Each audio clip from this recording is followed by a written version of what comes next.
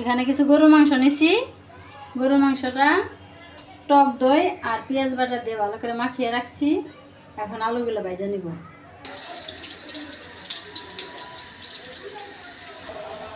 আমার আলু ভাজা হয়ে গেছে, আলুটা এখন নামিয়ে নিব।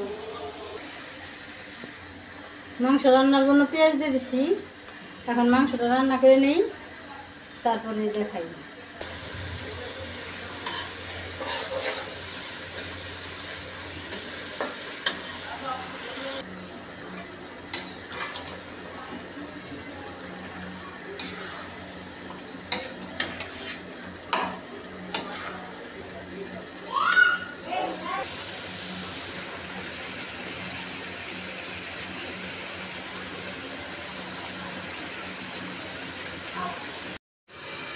এই যে আমার মাংসটা কষানো হয়ে গেছে, এখন আমি চাউল দিয়ে দিলাম।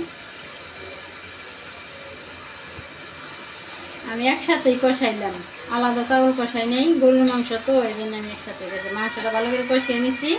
এখন চাউল দেবো, ভালো করে কষিয়ে তারপর পানি দিয়ে দেবো। আমার চাউল কষানো হয়ে গেছে, এখন পানি দিয়ে দেবো। আলু ভাজা রাখছিলাম, আলুগুলো দিয়ে দিলাম। আলু বখরা আর কিশমিশ দিয়ে দিলাম। বিরিয়ানি মশলাগুলো দিয়ে দিলাম। কয়টা গান্নাম কাঁচামরিচ দিয়ে দিলাম। আর পেঁয়াজের বেরেস্তা বানিয়ে রাখছিলাম, এগুলো দিয়ে দিলাম।